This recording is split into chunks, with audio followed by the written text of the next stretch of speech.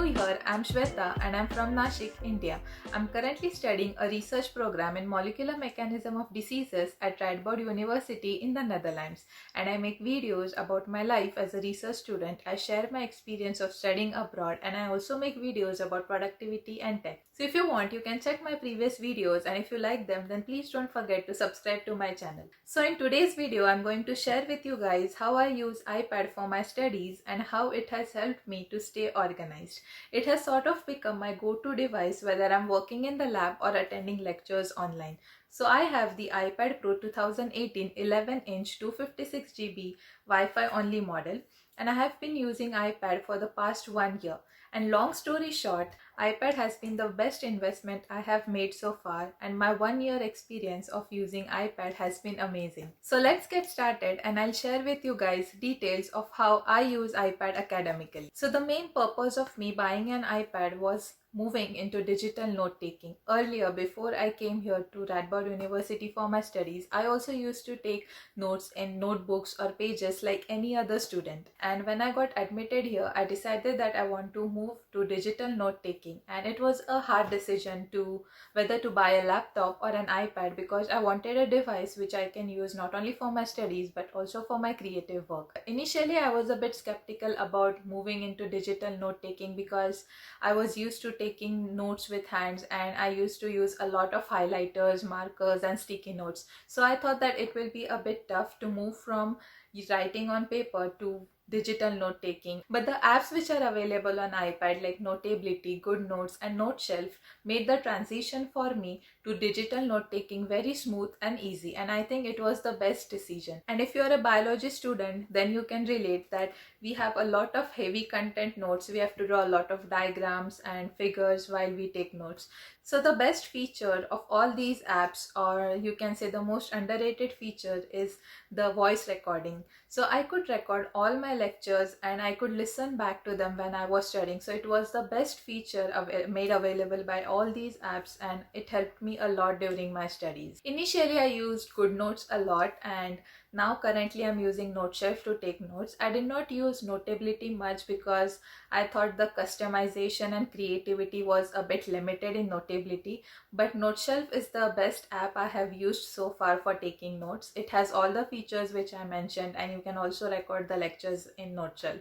Another important thing or highlighting point about digital note taking or taking notes on iPad is that it makes the note-taking process a whole lot easier. So you can crop images, you can copy text, pictures directly from your lecture slides or directly from Google or PDFs into your notes. So you can just crop or copy paste these images and text directly into your notes. Earlier, before shifting to digital note-taking, I had the handouts or the presentations which were given by professors in the laptop, and then I had my notes in my notebooks, and then there were hard copies of the reference books, and there were e-copies and PDFs of the books. So it was a lot of mess. It was very chaotic to manage all of these things, and whenever I used to sit for studying, I used to have everything and I had to find bits of information from each of these places. So whenever I planned on studying, I always had to carry my laptop, my reference books, all my notebooks and my notes. With iPad, it's much more easier. So I have all my presentation slides, handouts, PDFs, ebooks and all the study material at one place in my iPad. Next thing which I really like about iPad is its portability. So it is small, light in weight, and it's really easy to carry around anywhere you go. So I always have my iPad with me when I'm going to the university or if I'm working in the lab. Also when we have meetings or we have journal club sessions where we discuss papers. So like I said before, I needed a device on which I can not only study or take my notes, but I can also do my creative work. So I use LumaFusion for editing my videos. So I do the initial editing and then my editor edits the final videos. So LumaFusion is really a great app, and it's so easy to use that I can easily edit all my videos. So I use Adobe Photoshop to edit my photos. I have illustrators if I feel like drawing some things, or sometimes when I have to draw diagrams for my presentations or articles which I'm writing, then I use Adobe Illustrator in my iPad, and it's much more easier to use it on iPad than using it on my laptop. So I use Procreate for editing the videos and small doodling which you see in my videos.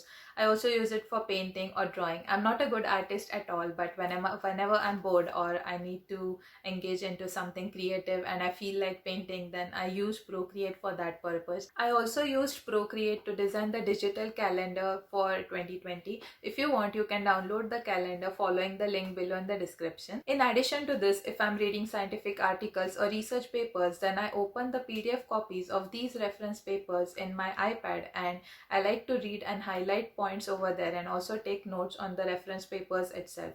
So it's much more easier than doing it on laptop, because when I'm reading, I have to open so many tabs of these reference papers because you go from one paper to another.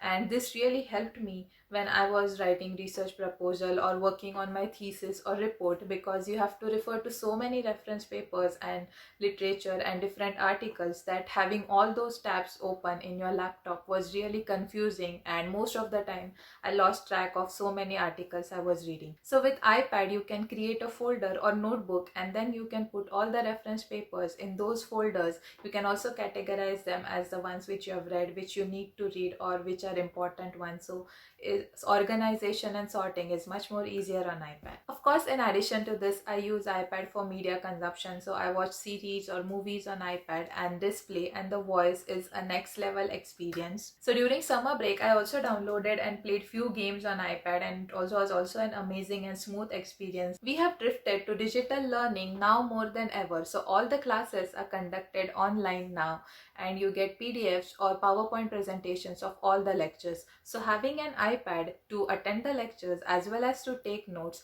makes the whole studying process a lot less stressful. I'm not saying that iPad is a necessary gadget or compulsory requirement for students, but I want to say that if you decide on buying an iPad, then I can surely say that you won't regret buying it.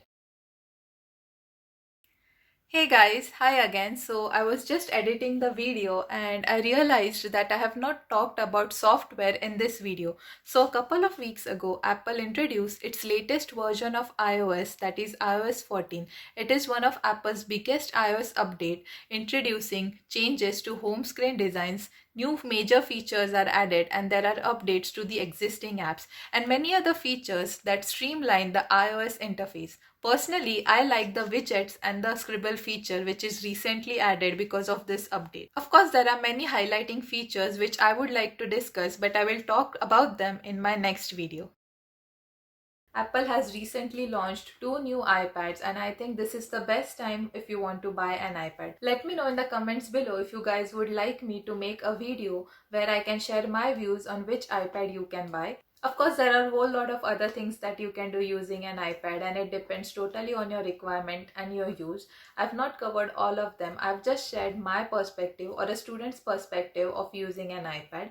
I hope this video helps you to get some information and helps you in making decision if you decide or if you wish to buy an iPad in future.